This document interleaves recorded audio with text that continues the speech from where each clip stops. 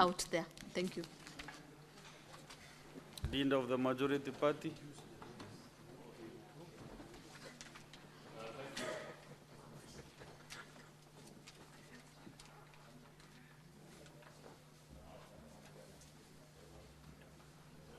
Thank you, Mr. Speaker. Mr. Speaker, I dictated to us a question which has been clarified on those, what are they called, the pending bills, with specific reference to faith-based hospitals. And I wish to urge the Minister to perhaps separate between private facilities and faith-based hospitals, because I know for a fact that some of these private facilities, if you look at the debt burden, it is mostly heavy on the faith-based facilities for reasons that every Kenyan knows, that it is difficult for any faith-based institution to do some of the things that private facilities are able to do to get their payments faster. And perhaps that matter needs to be treated with more urgency, Mr. Speaker. However, because I've gotten the mic, I want to register my comments alongside that of the chair of the Health Committee, that I am terribly disappointed by the conduct of this ministry, led by the Health Minister, together with her two PSs. They have treated this House with serious contempt, and that is not something that I take lightly as majority leader in this House. The fact that they missed our midterm review meeting, Mr. Speaker. The cabinet minister says she was in cabinet. What about her two PSs? Where was Harry? Where was PS Mudhoni? Couldn't they find their way to Naivasha? How can you continue to interact with colleagues whose only interest with health matters is a budget allocation to your ministry? All policy-related matters are implemented at the county governments, Mr. Speaker. You can hear the kind of questions that senators are asking. Some of them is purely on account of the fact that this ministry has failed to interact with this House in the manner that it ought to be, Mr. Speaker. If there is a big failure, Cabinet Secretary, that I want you to register as you leave this House, forget about SHIF and SHA, much as those are very important issues, is the fact that you have not been able to lead your ministry to have a serious engagement with the Senate of the Republic of Kenya. And for that, I hold no other person responsible other than you, Madam Minister. And that is not something that is acceptable to us. Therefore, Mr. Speaker, I want to agree with your finding that when the minister returns to her office, can she find the time to come and provide an update on all the issues that he had been requested to come and present before a midterm review meeting, and ask for a time that we avail?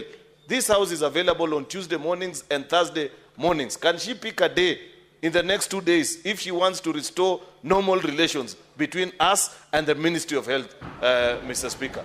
Otherwise, I am terribly disappointed, Madam Minister. And PS Harry knows this, PS Mudhoni, you know this. You are my good friends, but you have let your boss down. You need to work better with a House. We passed those four laws, Mr. Speaker, knowing that SHA was going to be transformational and change the lives of Kenyans. Do not sit in your office, Madam Minister, and listen to your choir of office officials. Come and listen to the representatives of the people to tell you the challenges that people are facing. I rest my case, Mr. Speaker.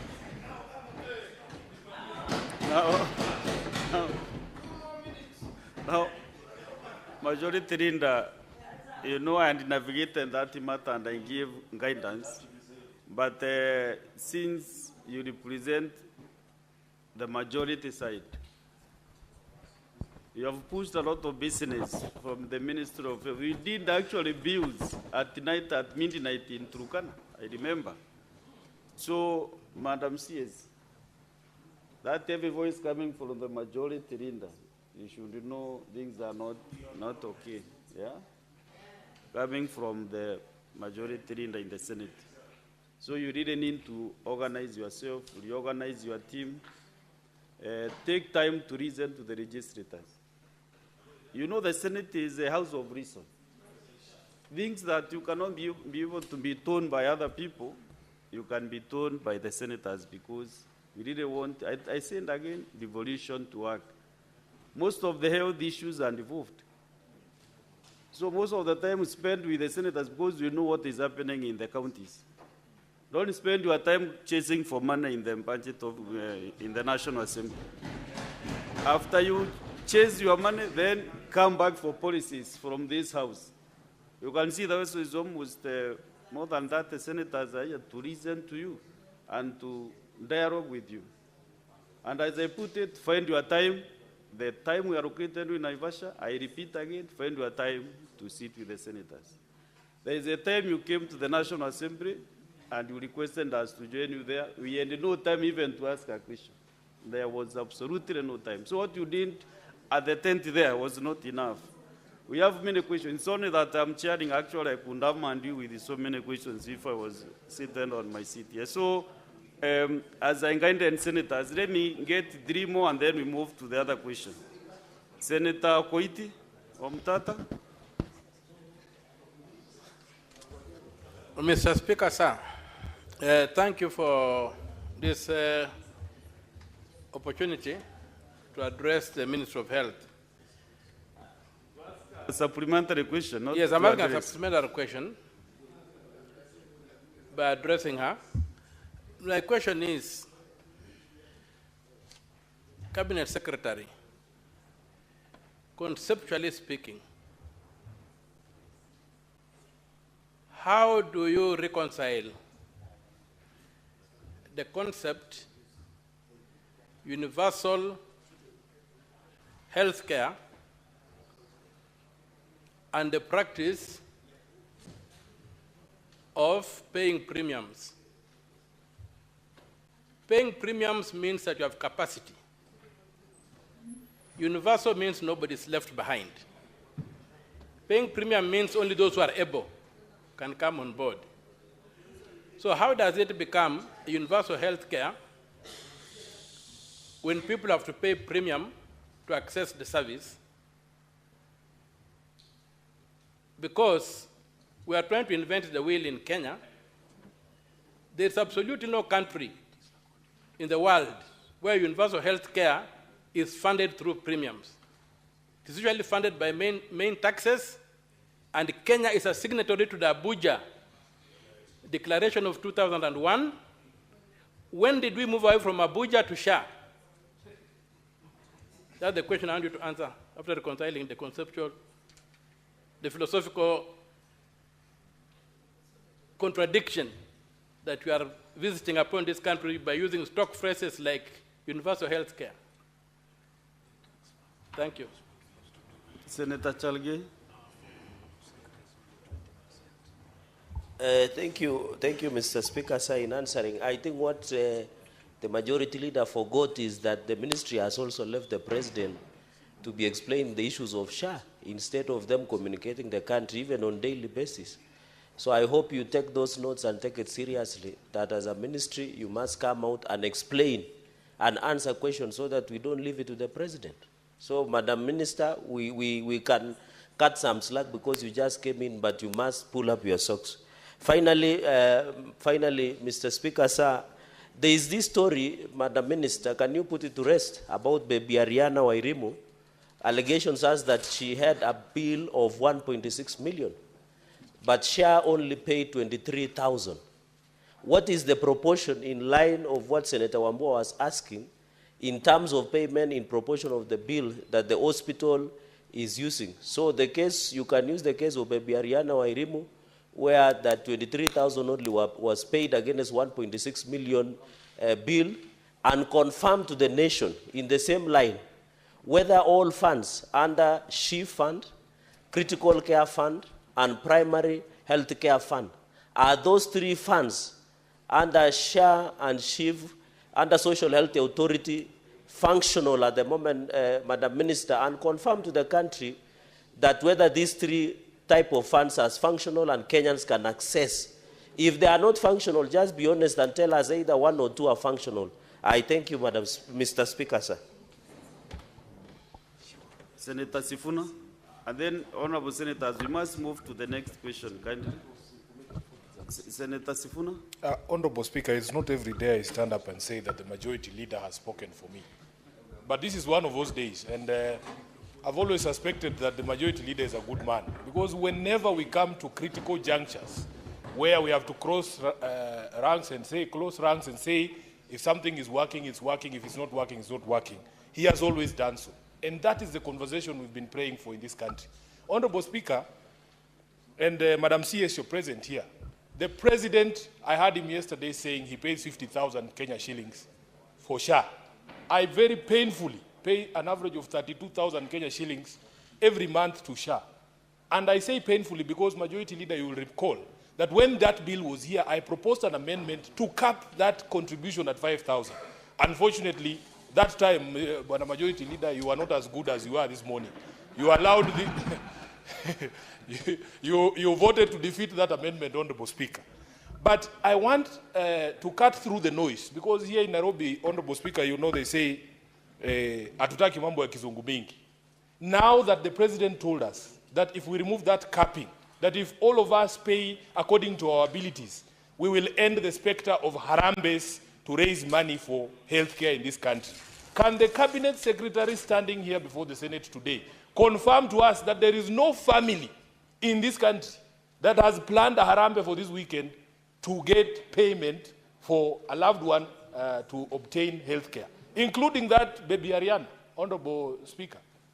Can she confirm that to the country? And if she cannot confirm, then she should be gentle enough, she should be kind enough to tell us today that this thing is not working, that we should go back to the wisdom of Sifuna when we were having this conversation in this House. I thank you, Honorable Speaker.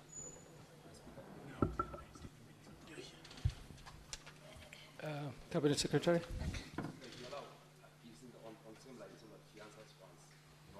Very well, Mr. Senator Methu. Thank you very much, Speaker. In fact, I just want to conceptualize the issue that has been raised by Senator Cherargei and Senator Sifuna.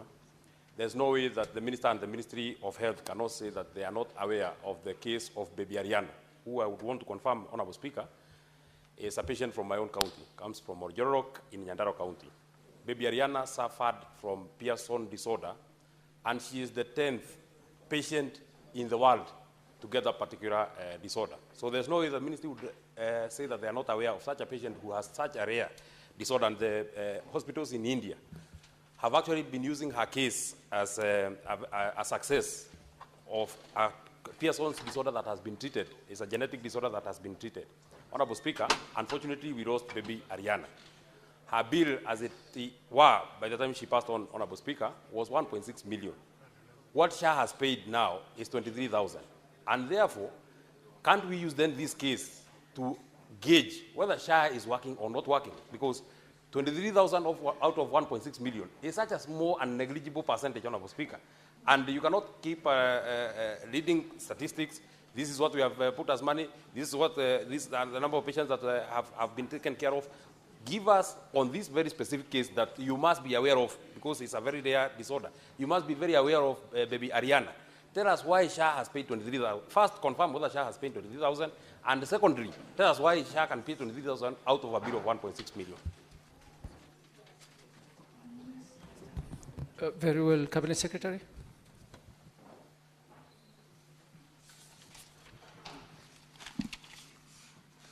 Thank you very much, Honorable Speaker, honorable members. So I will start with the question from Senator Omtata regarding the UHC premiums. So previously under NHIF, as you remember, it was tax funded, but it was really capturing the formal sector with only 20% of the population under this health insurance. And so when we talk about leaving no one behind, NHIF was not living up to it, because we were not able to cover each and every Kenyan when it comes to health service delivery. So when we come to SHA, we see that it is improved, where we are trying to ensure that all Kenyans are on board and all their health needs are addressed, and part of it is through using the social health financing, ensuring that 2.75% of their amount is again being deducted for contribution into the SHA, the social health insurance. Ultimately, our goal is to ensure that we are leaving no one behind. But equally, you take note that the indigents will be covered by government. That is the people who are unable or are not capacitated well to cover or to pay the premiums. We, as again, a government, we will be able to support again in their health insurance coverage.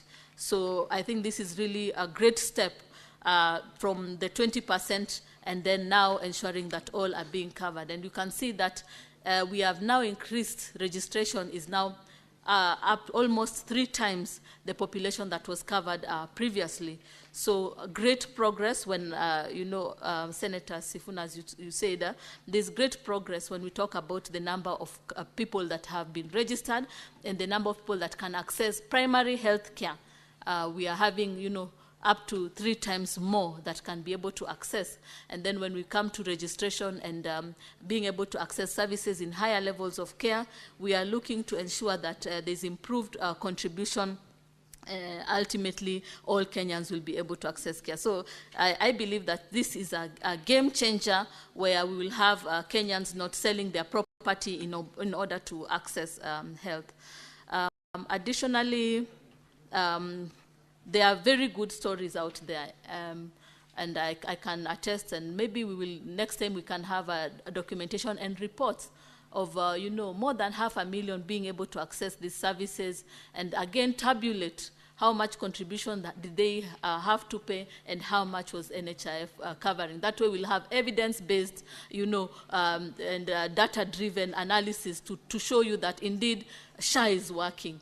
And when we talk about the issue of baby Ariana, yes, the ministry acknowledges, and indeed we send our condolences to the family. We send our condolences to the family. We acknowledge, again, that was a challenge. Seeing the Pearson's syndrome is really a very rare disease, and only 10 people in the whole entire world have this disease. And so as a ministry, we are looking into ways of ensuring that we are reviewing this condition, the diagnosis, the treatment, the management, etc. But when it comes to the management of the baby, when you notice that NHIF cover previously was 4,600 for ICU, but I can assure you that the ministry has really been advocating and pushing to ensure that our ECCIF, that's Emergency Chronic Critical Illness Fund, is improved. And right now, we are happy to say that after reviewing, it has been increased to 28,000 Kenya shillings, and that way gradually will improve. We have the benefits package advisory team, and this team will be reviewing the benefit package and seeing gradually how we can improve to ensure that Kenyans are accessing services. As you are well aware, at the beginning of UHC, what we looked into is the burden of disease in Kenya, and then we also looked at what was causing death and what was causing catastrophic expenditure, and also reviewing what NHIF was offering, and you can see the benefit is actually better or the same as NHIF. Nothing is lower than what NHIF was offering. But moving forward, based on the resources at hand, we hope to gradually improve the benefit package for the betterment of health services for all Kenyans.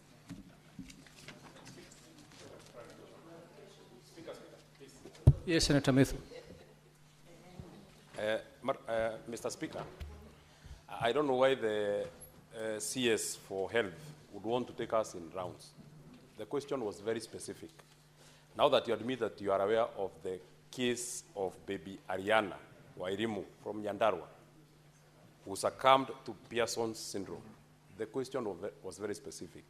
Is it true that SHA paid 26,600 out of a bill of 23,000, and 620 out of a bill of 1.6 million? That was a very straightforward question. First, tell us whether that is actually a fact that SHA paid 23,000. Then we shall get to the second limb of the question. Why would you say that then SHA is working if it has paid such a negligible amount of money out of a bill of 1.6? And maybe, Mr. Speaker, finally, because I have been following and I've been very, very, the parents of these particular kids are my friends. I know that, I know Lewis, the father to the girl. The family and his friends have on their own, out of their own contributions, spent more than 10 million to take that baby to India. And the government had not paid anything. So the only one last time that baby Ariana wanted SHA, the one that has been praised that is very working, the only one time that she wanted SHA to work is when she has succumbed, because out of the many bills that we have had, she was being treated in India. There was no way the government of Kenya would have helped her when she was being treated in India. So, Madam CS, tell us, is it true that SHA paid 23,000 for baby Ariana Wairimu out of a bill of 1.6 million? Don't tell us stories that SHA worked where, SHA worked where. This is a specific case, and you say that you are aware of it. Yes, Cherargei. I think, Madam Minister, through the Speaker, you know, this is a premium platform. What we are seeing in social media, you should put it to rest before where you're having a forum. We are asking a simple question. Baby Ariana Wairimu had a bill of 1.6 million. There is allegation that 23,000 has been paid. You have all officers around you. Why don't you consult so that, you know, we don't use social media hype to confirm that SHA is not working? And then finally, through you, Mr. Speaker, sir, Madam Minister, just be specific. Are these funds under Social Health Authority working? Because in your answer, you have only said about the claims of SHIF, and you have said nothing about the other two. Can you just confirm before the nation? If you do not have the answer at the moment, just ask for more time so that you can bring. Because as legislators, we don't want to join the rest of choir people who are saying SHA is not working. We want to protect your job. Senator Mandago. Thank you very much. Honorable Speaker, mine is just to inform the CS, just in case she's not aware, the CEO of SHA is actually seated somewhere in the gallery. Maybe with the help of the Sergeant at Arms, he can be ushered down to consult with the CS so that we can get an appropriate answer. Senator Onyonka. Mr. Speaker, first of all, I want to say thank you for giving me this opportunity. What I would want and I would pray for before I make my contribution. Mr. Speaker, the majority leader has pronounced himself. I believe that this discussion that we are having in this House is futile. It's an exercise in futility. Because the questions we have are close to 30. Like me, I've not even asked her who are the owners of the financial platform. You know, she's insisting that the SHA and SHIF are working. The reality is that everybody in our republic is talking about how that system doesn't work. In fact, I even want her to explain to me why NHIF was removed from providing the basic services. We knew that NHIF had issues of corruption and mismanagement in terms of the payments which were being, we knew all that.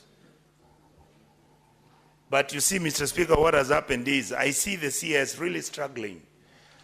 Can I make a special request? Because I had the majority leader make a contribution, and indeed, the speaker who left before you came in did not pronounce himself what we need to do. I believe that this matter cannot be interrogated on the floor of the House.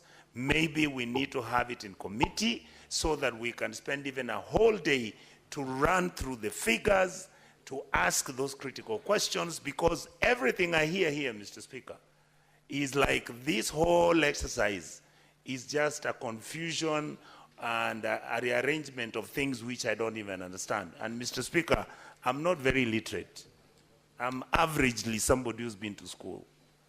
So can we, as a Senate, ask the CS so that she can go and prepare herself, so that she can bring we go through this with a tooth comb, so that once and for all, we may be able to decide, is it working or it's not? If it's not working, we go back to NHIF and fix it so that it continues working, because NHIF was doing better than what is happening right now.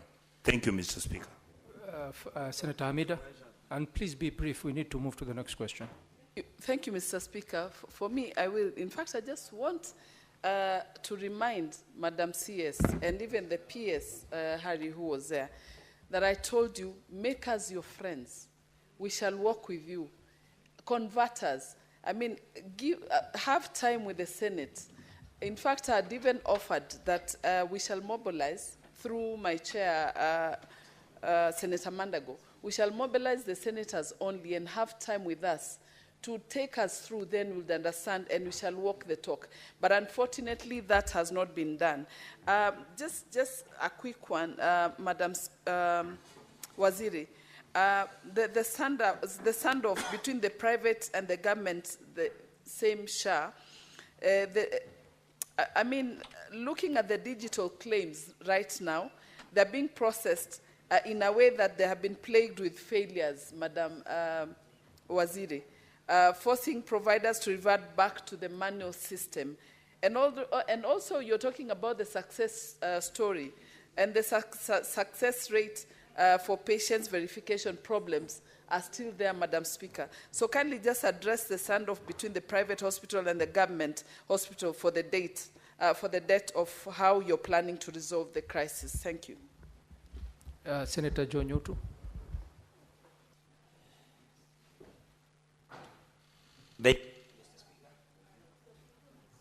Thank you, Mr. Speaker. I join my majority leader in saying that the Senate should be given equal recognition, if not more recognition, by the ministry, especially because health is devolved. I only hope and pray that that is not aimed at maybe preparing ground for laying off some people, Mr. Speaker.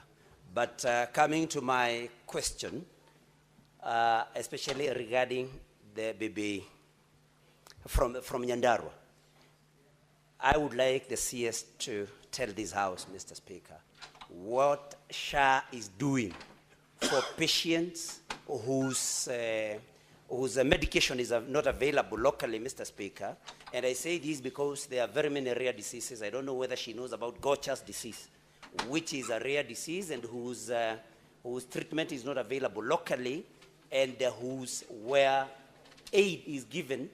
Mr. Speaker, there are very many and high taxes paid, charged by the government from those donors. So what exactly is the position of rare diseases, especially those whose treatment is not available locally, and what is SHA doing about the same with specific reference to Gaucher's disease? Thank you, Mr. Speaker.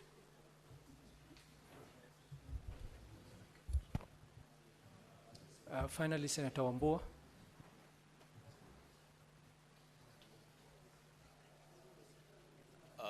Mr. Speaker, as a Senator, I'm grossly and completely underwhelmed by the responses from the CS.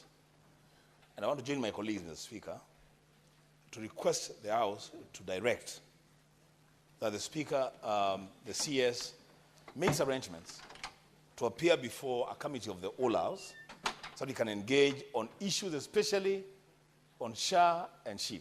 Mr. Speaker, lastly, I don't know whether Senator Madago saw the right person. I don't know that person. I would actually feel insulted if the CEO of SHA was seated at the gallery when the CS is responding to questions about SHA on the floor. That goes, Mr. Speaker, to show the contempt with which this ministry treats this House. Mr. Speaker, if that is the case, then Senator Wambua, would you like to be informed by Senator Wafula? He can inform me later. After this, he can inform me. So, Mr. Speaker, if that's the case, then, Mr. Speaker, it's terrible. Really, this is very terrible. Mr. Speaker, let's arrange to have a meeting of the committee of the whole so that we engage with this CS. I thank you. Very well, Senators. Very well, Wafula, I'll give you that opportunity. Thank you, Honorable. Give me my mic. Thank you, Honorable Speaker, for this opportunity for me to inform my Honorable Senior Member that, Honorable Senator, not afford every staff to be seated here. So it is important that your message is at home, but the home is not at home. Thank you, Honorable Speaker. Senators,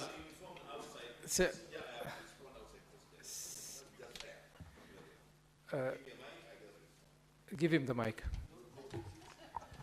Don't run away from the response. You have informed me. The Speaker,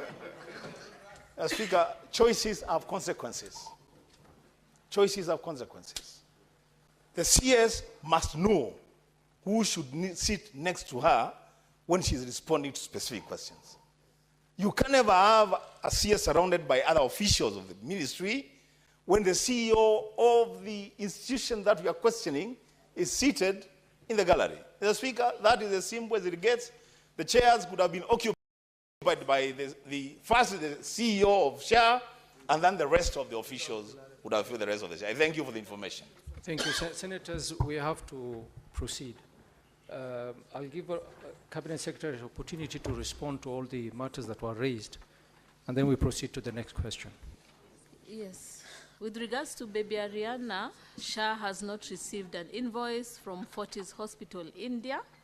Upon receipt, SHA will review and make payments of what is allowed according to the benefit package. But I really thank you and acknowledge the things that have been discussed, and especially the way forward in regards to Honorable Senators, order. You asked the questions, please pay attention to the answer. Senator Mandago, Senator Wafula, please let's listen to the CS in silence. For us to meet the committee and engage possibly in a retreat or for a whole day session. That way we can be able to flesh out, identify where we can work together. As I said earlier, we really need to collaborate. We need to work together so that we can have SHA being a success and UHC really being a success in Kenya. So we appreciate the comments and we look forward. My team and I will be reviewing and giving you a date and possibly just to engage and see at your own convenience when we can convene and discuss, deliberate further so that we can really ensure that Taifa Camp is a success. Thank you, Cabinet Secretary. I think, Cabinet Secretary, you've made quite a number of commitments to this House. We would expect you to provide a written response to all the matters that were raised by the Senators, the ones you did not have adequate answers to. And also, you had made a commitment to provide a report of KEMSA and the other reports that you've committed to, which we'll expect that you give it in 1 week. Let us, Honorable Senators, now proceed to the next question by Senator Hamida.